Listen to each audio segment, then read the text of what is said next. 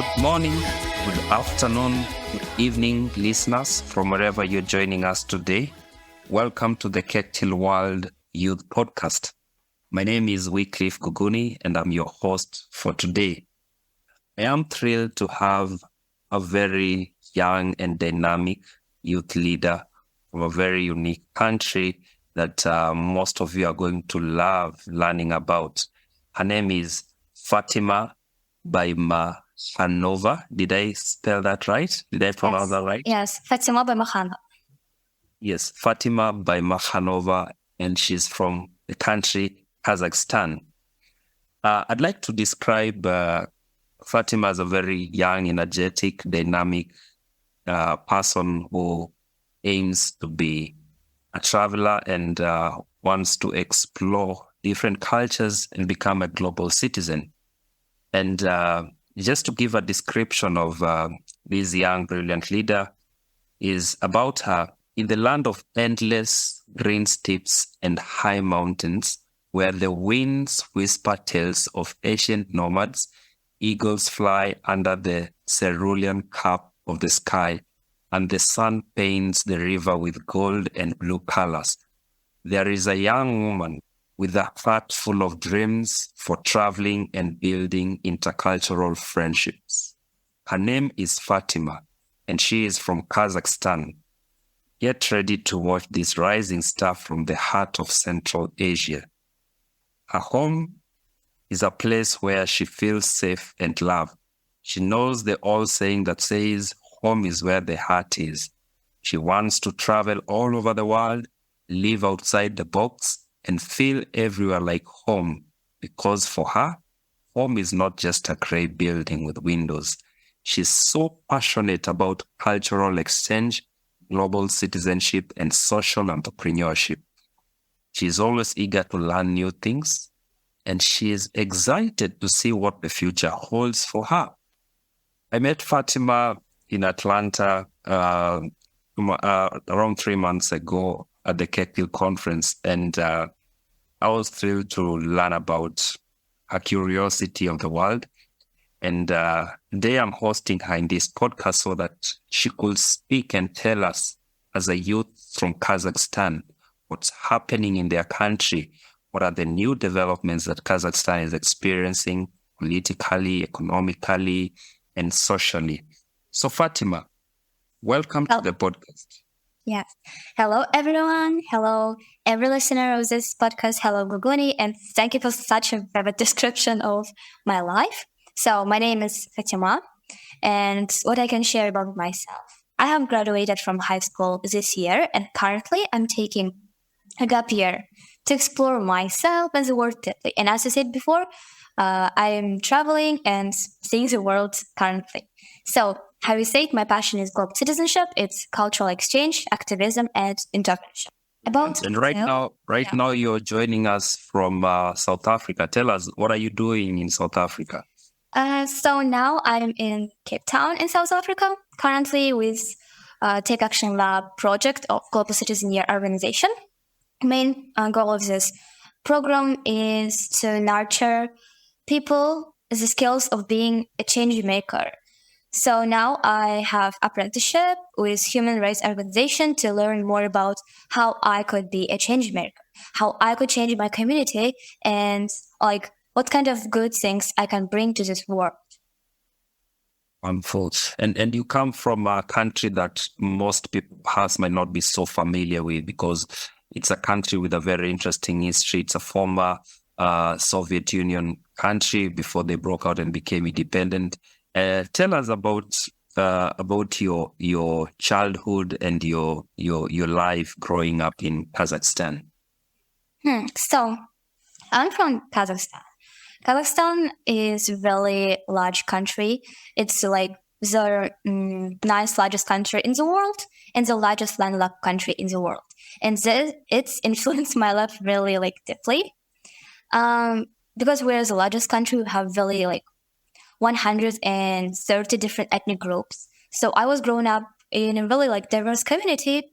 In my street, we had people from nationalities from countries like Uzbekistan, Kyrgyzstan, Russia, Germany, and South Korea. And these people have influenced me to know more about the cultures of different countries. And about the childhood itself, I felt that it was really peaceful. It was really vibrant to me. We didn't really struggle because after gaining independence in 1921, Kazakhstan was really peaceful for nearly 3 decades. I had a really stable childhood. For example, I had an access to free kindergarten. I had a free secondary education because government provided their citizens the free education. So I'm really happy and grateful to be grown up in Kazakhstan. Also, as I said before, because our country was part of Soviet Union, we was really greatly influenced by Russia. So from my childhood, I did grown up knowing and using Kazakh language, my native language, and Russian language in fluent native way. That's very interesting. How many languages do you speak right now? If I say that in very fluent way, I know only 3 languages: Kazakh, Russian, and English. But currently, I'm learning Chinese and Mandarin too. Very, very impressive. And you know that the Kazakh language is not commonly known. Would you tell us briefly about the Kazakh language, what it means, and how it has evolved over time? So, literally, the word Kazakh means free person. So, our country, Kazakhstan, means the country of freedom-loving people who live in peace with their neighbors. So is our language too. Kazakh language is in the same language family as Turkish language. So I can understand a majority part of their speech and mind, they can understand our speech too. And Kazakh language, I feel that it's one of the hardest languages to mean if I would compare it to other languages which I know, like English or maybe Chinese Mandarin, because of the structure, how the sentences are formed, and how the different pronunciation are. We have several letters which we don't have, which maybe Russian languages or English languages don't have. I can't say about it. They are a, k, which may be really different to other speakers to pronounce it.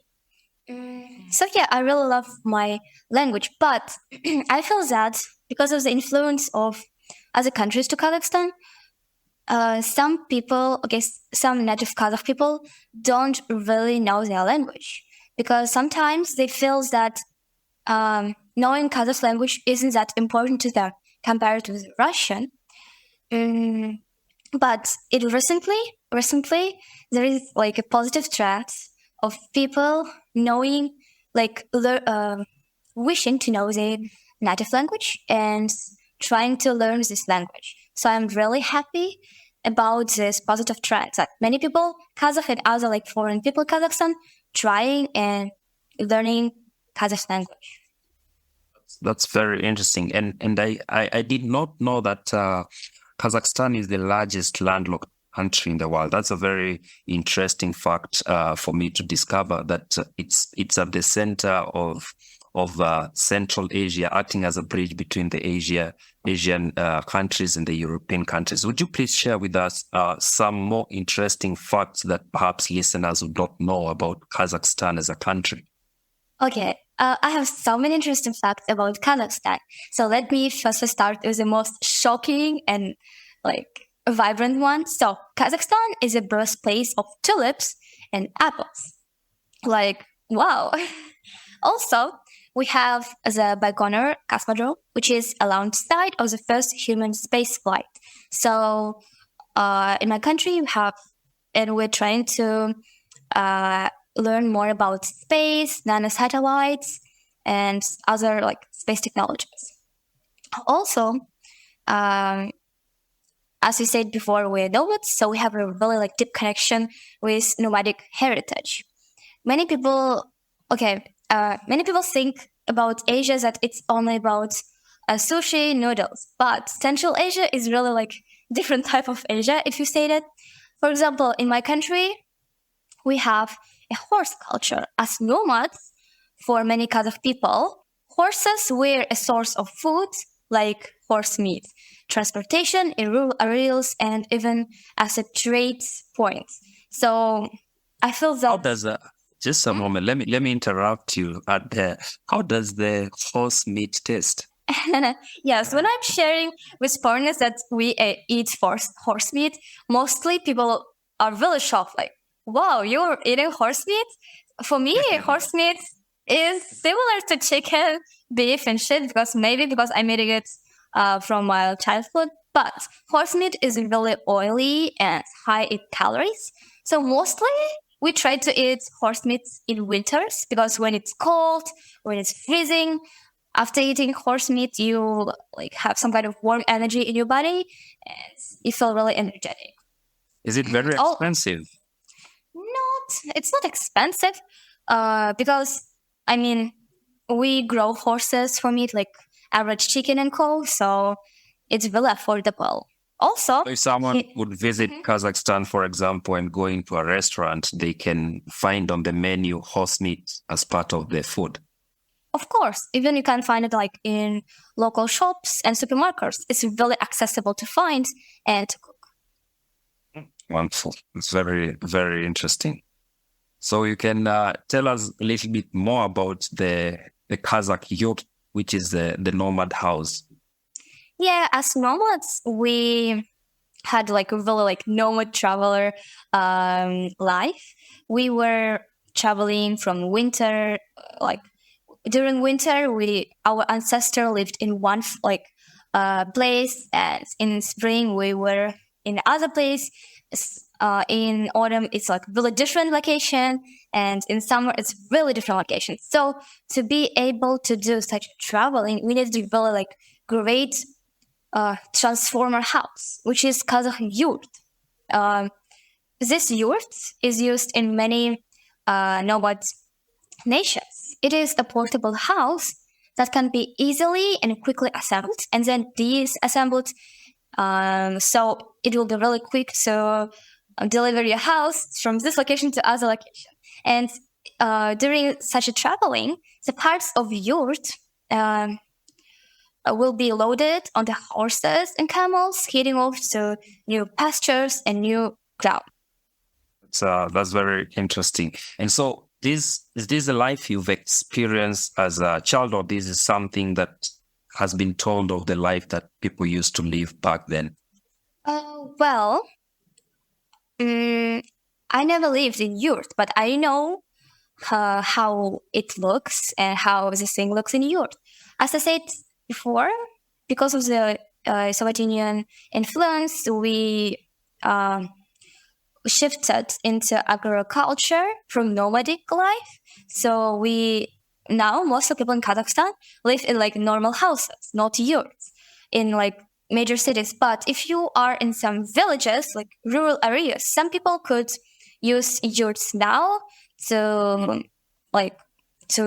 transform their houses. But in real life, we are using yurts as shop, like as some Kazakh national shop to buy our national cuisine stuff. For example, I personally buy my national snacks called kurt, horse and camel milk, our other snacks from yurt, which is located into the city, which is really like great and looks really fashionable. That's very interesting. You're so rich in culture. That's what I'm learning about. And let's quickly move into your journey as a Kektil colleague now. You came to learn about Kektil around 2 years ago, and please tell us, how did you come to encounter Kektil, and how has your journey been over the 2 years period? Well, it was 2 years ago, so I don't really exactly remember how I have joined. But as far as I remember, I saw a poster about Kiktil in social media, and I thought that this organization's aims and goals were really similar to mine. Like, I wanted to nurture skills of leadership in myself, and Kiktil was exactly the same organization to do so. So I joined it. Uh, I joined Kiktil in 2022 as a colleague, and now I'm a regional coordinator of Asia region. Also, as I said before, I have represented my country, Kazakhstan, at 2023 State of Youth in Economically Developing Countries conference. Wonderful. Wonderful. So, out of your experience in Kektil as a regional coordinator for Asia region, what other countries have you been helping participate in the Kektil programs? Asia is really big region, so we have really different nations and countries in this region.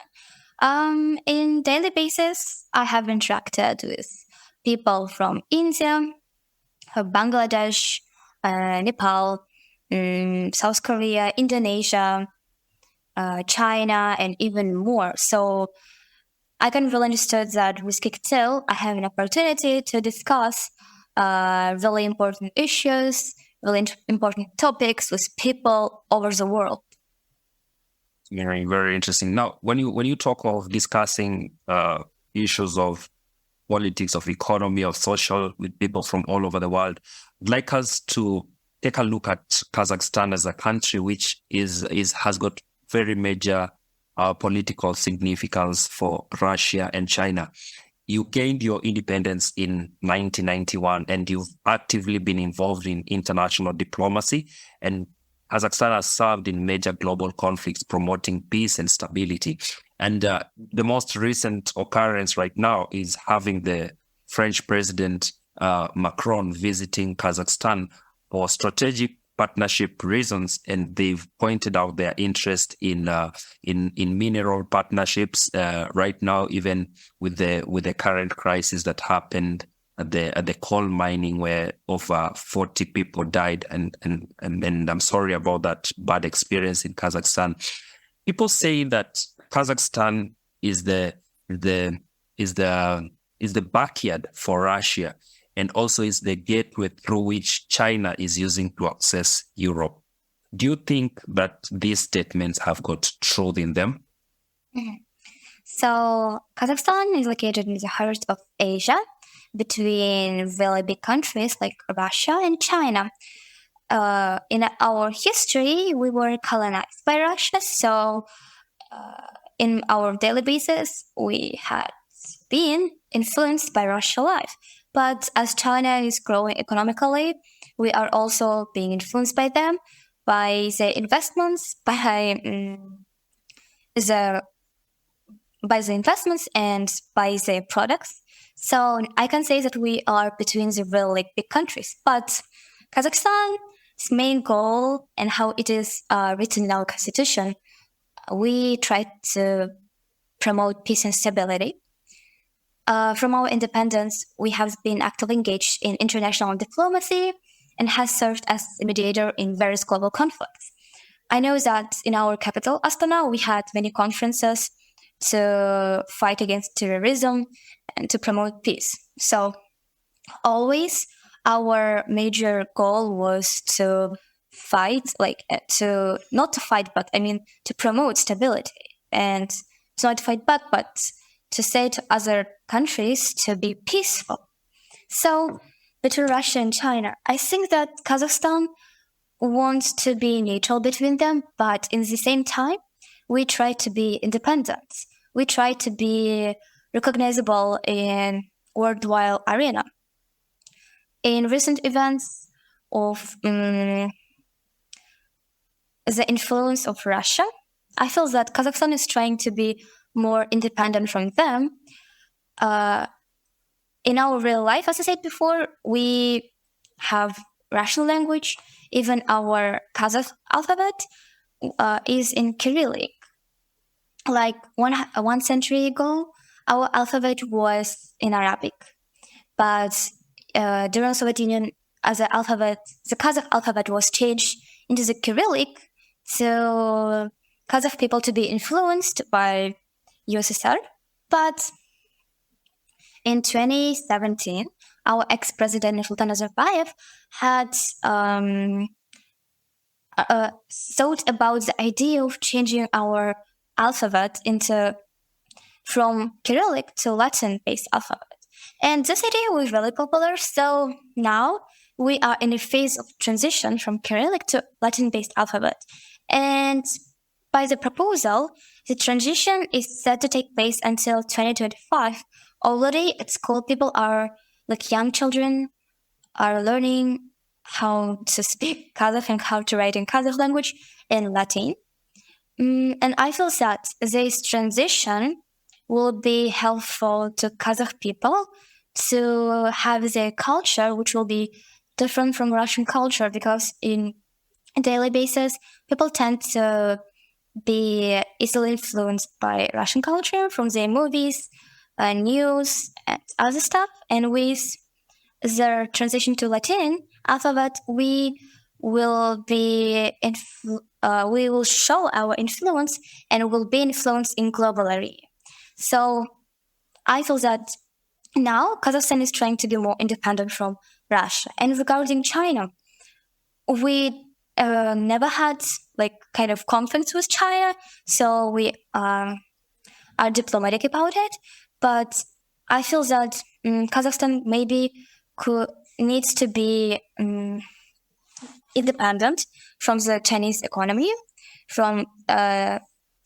because sometimes we have really like many in our markets. We had really many objects, many stuff from China, which has labels made in China.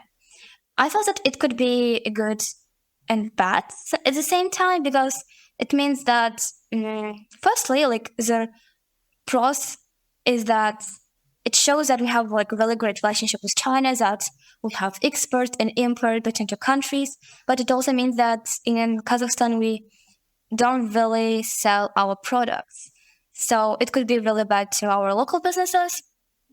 But at the same time, with Chinese investments, our local businesses could grow too. So I feel that with China, Kazakhstan is trying to be also in neutral position, like using the good and like being in the neutral position.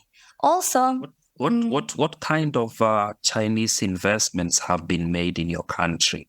Are there like businesses coming into Kazakhstan, or these are investments between governments?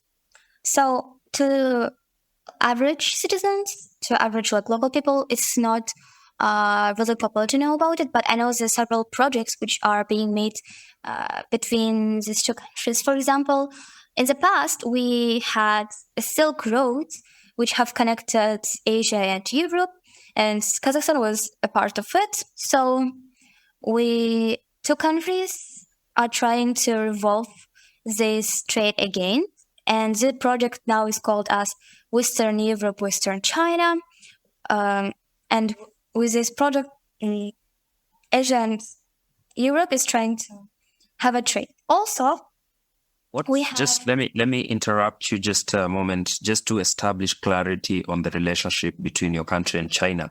How are these deals being made? Is it China investing as a donation, as a grant, or as a loan to your country, or it's an equal partnership kind of investment between Kazakhstan and China? How are these? What is the nature of the deals that are being made in the Silk Road? Well, I feel that we have like the two things which you have discussed. There are some instances where we are dependent in some investments, and some projects where we have equal position and some things. But as I said before, loans from China in the reality, I'm not really sure about the loan, but Kazakhstan has a really huge debt from China. And this is a problem, because it feels that our economy is dependent on China, and it will be nearly impossible to pay this debt in years. If you compare China and Russia, which country do you have a bigger chunk of trade exchange with? I feel that in the past it was both, because in my real life I could say both products from Russia and China in our local markets. But maybe after the events after the war in Ukraine between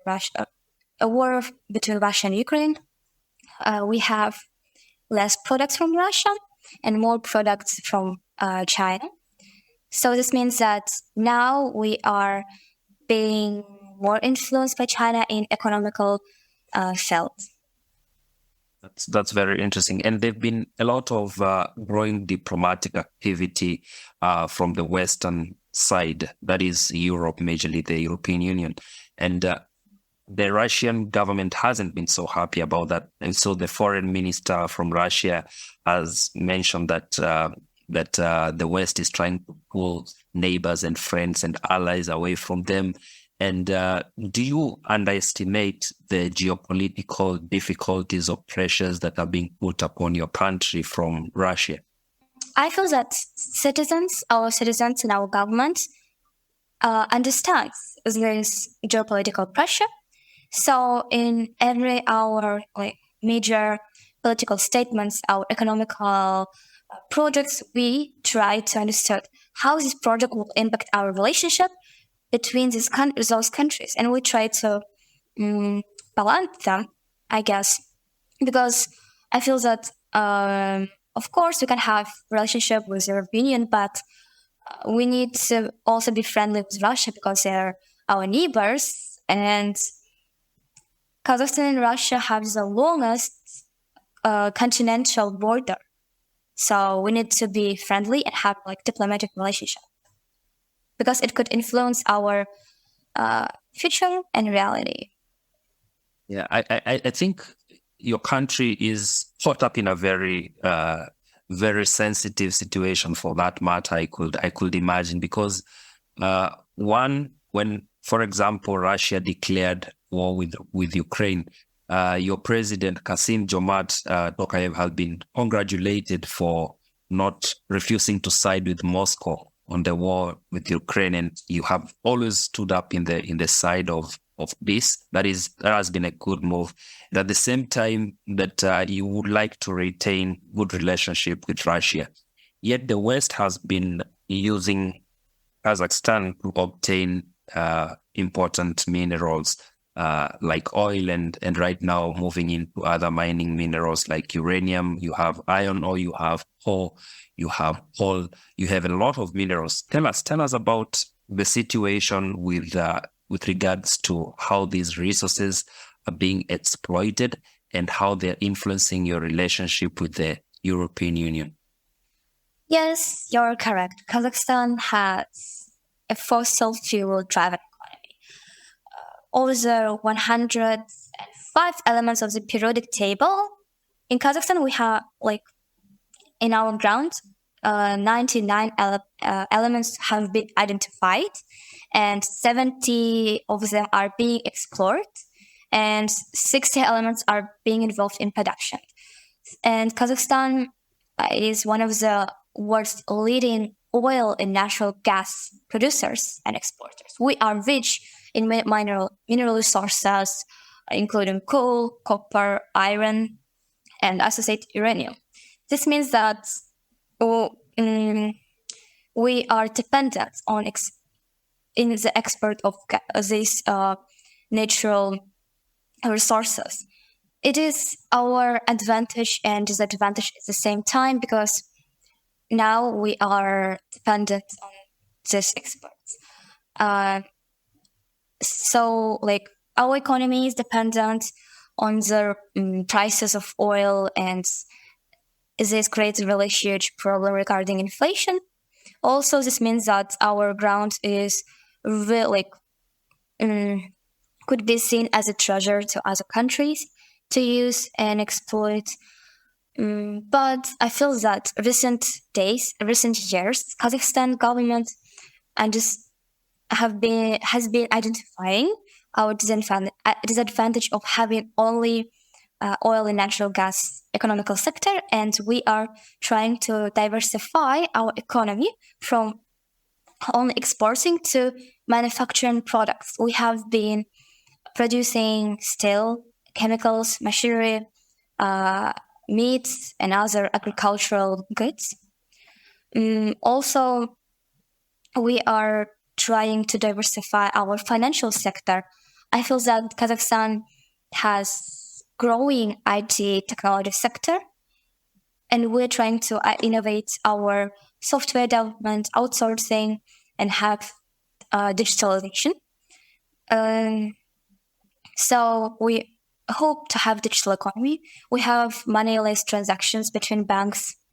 Also, we are trying to be a touristic country because we have like really diverse landscapes, historical sites, and we're trying to draw visitors attraction and visitors' attention to our country.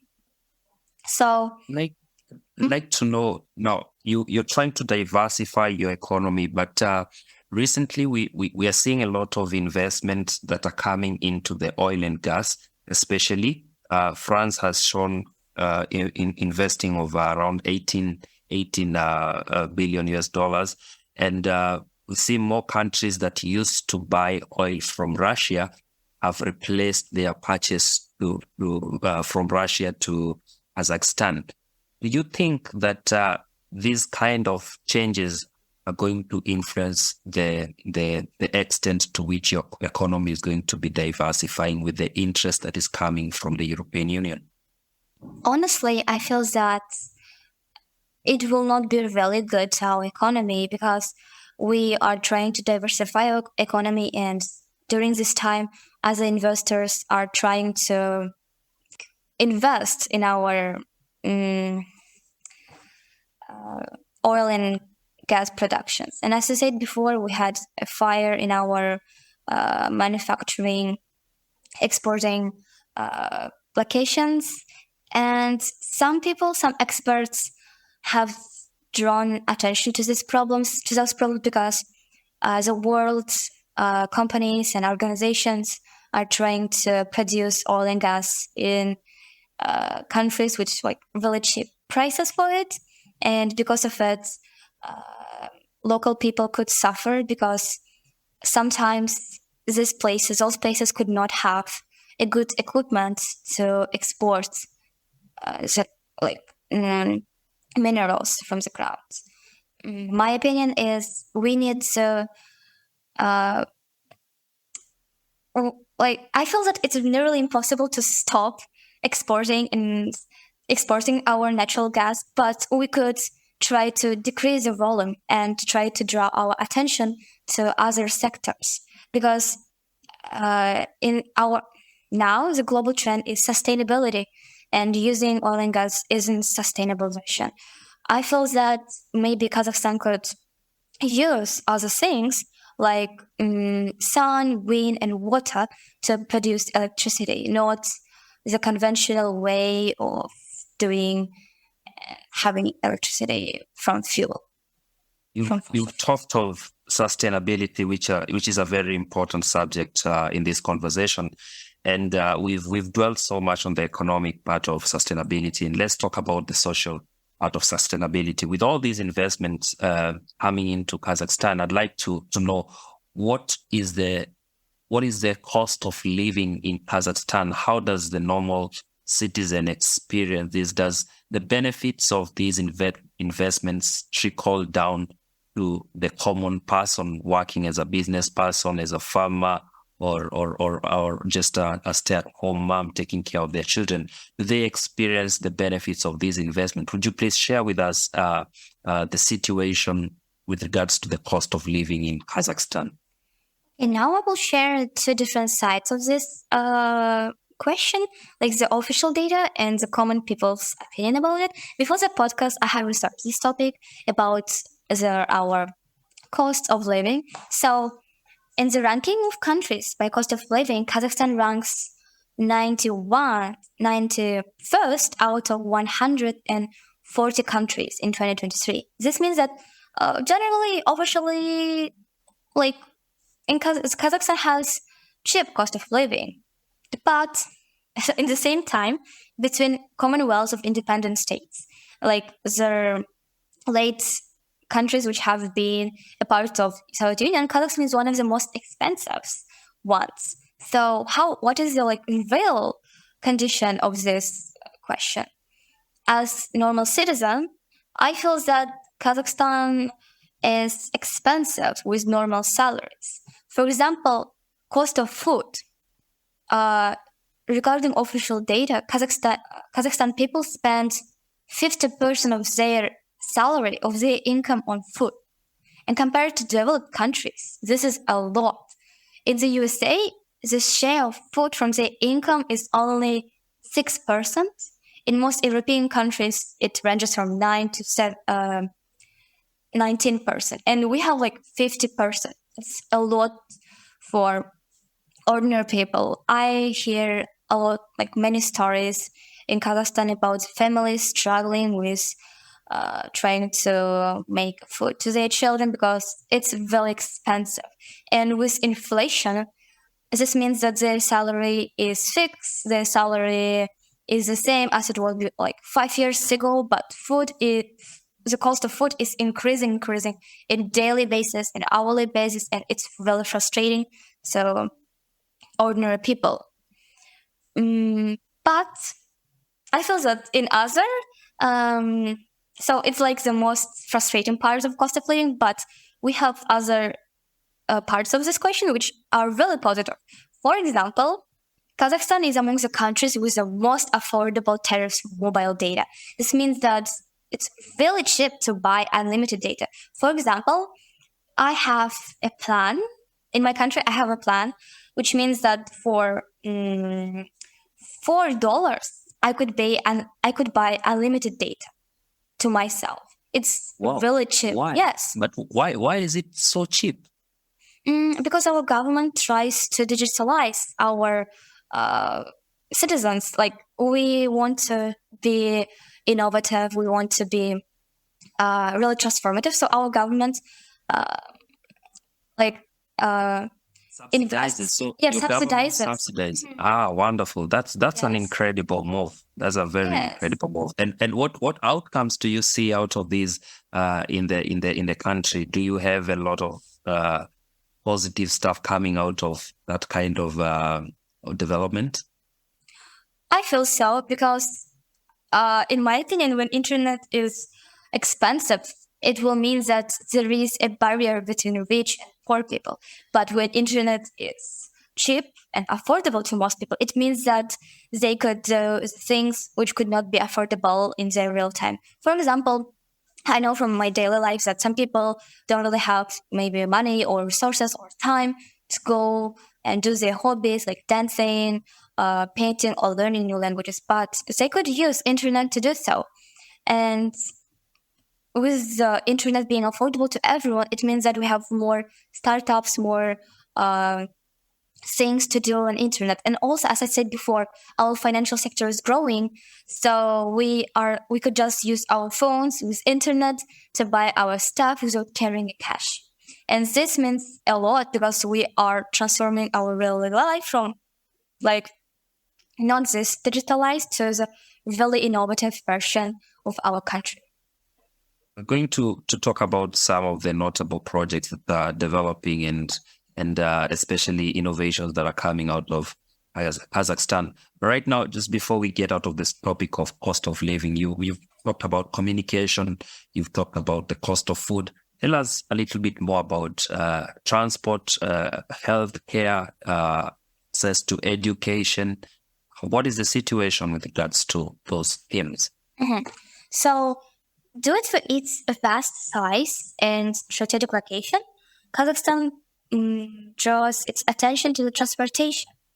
So it means that we need to have very good transportation to have a trade between Eurasia and Asia. So country has invested in infrastructure such as railways, roads and ports to support our country's role in regional trade and logistics. But in our really daily life, our main public transportation is bus. This means that for many people, cost of buses is affordable. One-way ticket generally costs in major cities from 20 cents to 40 cents, like in dollars. Also, in 3 major cities in my country, children under 18 years can travel on buses for free. This means that we could use our cars less and pay our attention to sustainability. About healthcare, I feel that compared to other developed and developing countries, Kazakhstan has really affordable healthcare. Our government has a system called compulsory social health insurance, and we pay for it like a little amount from our income. And this insurance covers most medical expenses.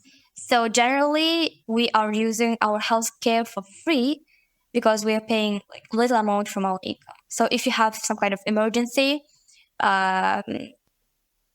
your medical bills will not be expensive because government tries to subsidize and help people to have a way to healthcare. And about education, education is compulsory in my country. Secondary education is compulsory. So, and to make it accessible to everyone, government made secondary education free in state schools. But about university, about tertiary education, it's paid. The cost is expensive. The university's cost, but if you have really great grades, and if you have really great national examination scores, and if you are from low-income families, government provides full tuition scholarships, which could pay your whole tertiary education fee, which is really great for people. That's very, very encouraging. And your country is very young. I understand that you have a very young population, and most people are either in school or they just started working. Tell us about the status of the youth in your country. What is happening to the youth? What are they involved in? How are they contributing to your country? Yes, you're right. My country has a relatively young population. I feel that more than 30% of our country population are the people aged 15 to 35, which contributes to like 6 million people out of 20 million. And we have a really growing number of children and adolescents. And I feel that our youth, our adolescents try to be involved in global problems and many, as I said before, like being change maker. Young people in Kazakhstan trying to be involved in various projects to make a change in their world, from entrepreneurship to social and cultural activities. We have many people on social media who are drawing attention to activism, to climate change, to innovation, to start something on their daily basis to make a change in our country. And I can speak about several projects which are really interesting and which have been made by teenagers. So there is a project called Scaled Fat, which have been founded by a teenager named Ablayhan Muhammadjanov. And this project is about space technology. This teenager was really interested in space, so it's a project manufactures educational platforms on near space small size satellites. This means that the project is creating nano satellites, and this is great. Also, we have, and the other project is Table 99. It is a startup tackling harassment, education, inequality. So if you're in some restaurant or cafe and if you feel in an unsafe situation, you can say safe words to the restaurant, which have a sticker Table 99, which means that if you say this word, and the waiter in the restaurant will help you to be safe, which means that people could feel safe in if they would encounter some unsafe situation. Also, there are a lot of crime problems in the city or insecurity issues. No, we are generally a safe country, but sometimes women struggle with being catcalled, with having issues with harassment, and this project will help them to feel safe when they don't feel safe. Also, we have a product called ICEA, which is startup in health. And this is a bracelet for blind people. It can determine the distance and temperature of objects with sound signals. So this means that the world, city, and other events could be more accessible to people with disabilities. And I'm proud to say that our youth are very interested in making a change. They are really active in promoting their products and building their products in many hubs, incubations, and competitions. So the country could be changed to more positive, like better, and more innovative one. Very, very encouraging. And I see that the youth are providing solutions for the future because your economy is struggling to diversify from relying on the energy and mining sector. And here are young people coming up with technological innovations in the service sector. And I know that this is going to create more jobs for young people so that they can explore opportunities in these other industries. This makes me want to know a little bit more about the employment situation and or unemployment issues that your country is facing. In any country that you have a lot of young people, unemployment is a big, big, big issue because you have people who are either still in school or they have just finished school and they're entering the job market. They haven't developed the skill and expertise. So in most cases, in such situations, you have the number of people who are coming into the job market being higher than the amount of jobs that are being created by the economy. What is the situation in Kazakhstan? Are there a lot of jobs in the economy to absorb all these people who are coming out of school? Or there are a lot of young people who are out of school and without jobs? I feel that the latter option is more truthful. So due to official statistics, Kazakhstan has an unemployment rate of 4%.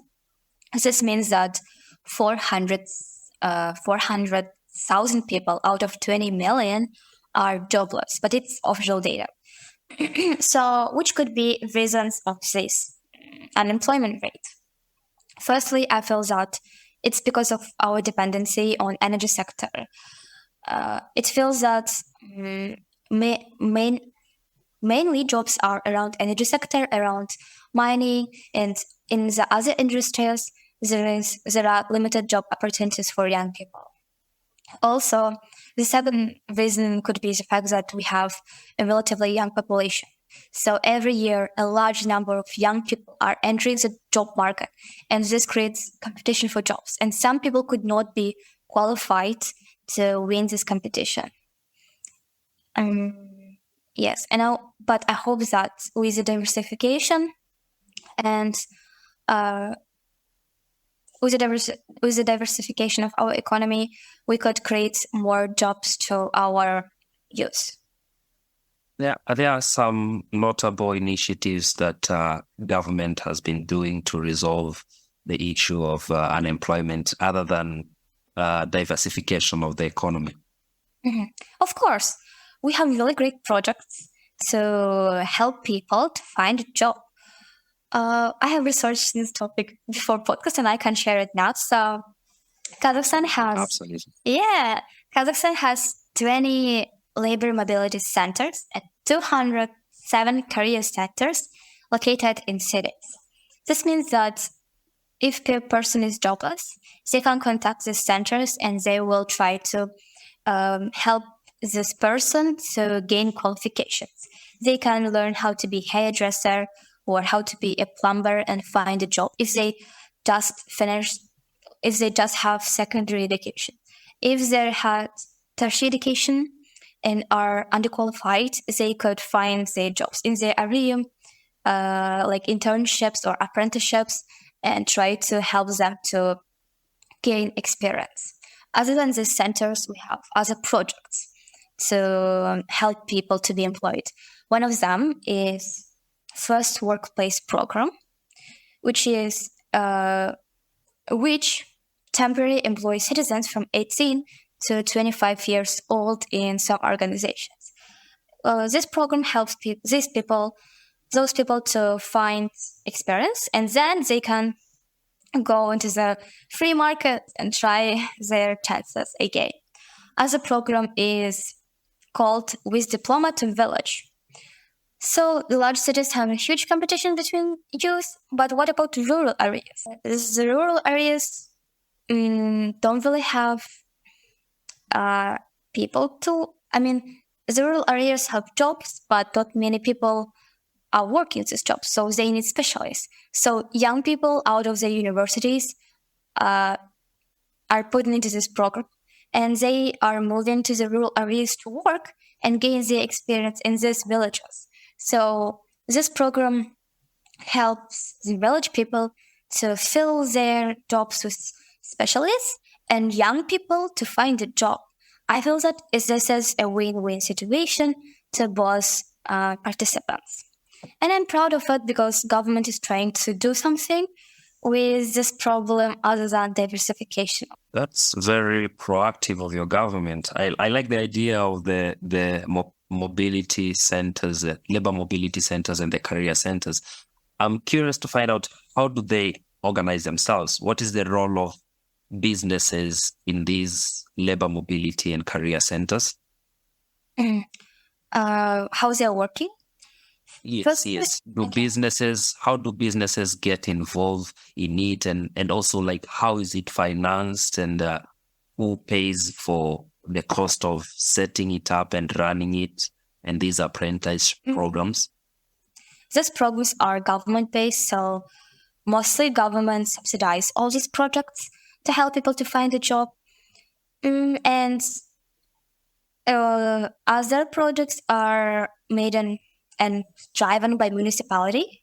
So if some projects are being held in the government, in national level, some projects are just doing in the city level. So city activists could help to set up the centers. But most of the state, it is the government, it is officialities who are helping to set up these centers.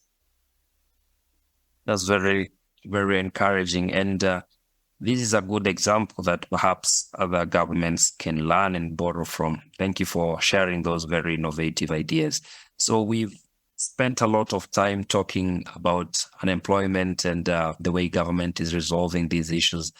I'd like us to move towards conclusion of this podcast, and perhaps towards the end, you could tell us about some of the notable projects that the youth in Kazakhstan are doing to help improve their communities and their society.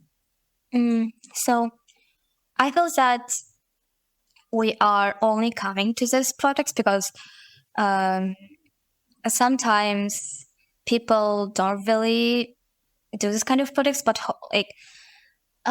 fortunately we are doing it now. For example, we have so many volunteer organizations to pay back to our community. We have, in the national level, we have adult volunteers, we have a volunteer league. In our school, we had those organizations and New Wave volunteer clubs. And these volunteer organizations helped people to help children and elderly people. We have some volunteer organizations made fundraising events to people in the need. Some of them made environmental campaigns, such as clearing the thrown out rubbish from the ground and making it cleaner, which is really great as sustainability. Also, I was a part of the project called Accessible Kazakhstan. As this is a project which aims to create more accessibility to people with disabilities. We have photographed the buildings and some of the things which could be accessible and not so accessible to people, and create a map out of these buildings to see how we could improve those problems. So I generally think that our youth is coming to building a community and to helping this community. And those examples of volunteer organizations and accessible products are a starting point of this journey. That's wonderful. That's very positive to hear, especially with regards to building communities in this world where it has become so difficult to bring people together in a space where there are a lot of different communities and so much fragmentation, that bringing people together again into a different purpose makes it even more challenging. I'm so inspired by the work that young people are doing, and also your government as well, trying to maintain peace within that, being at the center of conflict between countries. And it's not so easy. I know, dealing with China, dealing with Russia, dealing with the European Union. Thank you so much for that candid conversation. And just before we close this podcast, I'd like to give you a chance to speak to the young people all over the world who are listening to you. What message do you have for your listeners? I feel that being a change maker is a really great skill to have. To know yourself, but before that, to change the world, firstly, you need to explore yourself. And today we were talking about the community, to building a community. But sometimes could feel that we aren't in our community, that we don't really have our community. But I feel that it's not a problem. Firstly, you can create your community, or being without community is also a good option. Like, never try to fit in. You can also stand out, be unique, and always try to be positive about yourself. So when you love yourself, be unique, and knowing all your powerful sides, you can be helpful to other people. Also, you need to know that your weaknesses could be used as your power. So my feeling is that you need to firstly explore yourself. When you fully know yourself, you can be helpful to your community, to your country, and to your society. Wonderful, wonderful. Fatima, you're young and you have a lot of wisdom. And I think young people who are listening to you are going to take that. If they forget everything else, they should remember this last section of the interview. For you to help others, you need to learn about yourself, have a good understanding of who you are, your strengths, your weaknesses, and remember that your strength can be used as a very powerful tool to help you to grow. Thank you so much, everyone, for joining us in today's podcast. We really appreciate your time, and we hope that you have learned a lot from this conversation. Thank you again, Fatima, for the inspirational work that you're doing, and I'm wishing you all the best in your program in South Africa. Goodbye. Thank you. Thank you, Gugoni. Goodbye, everyone.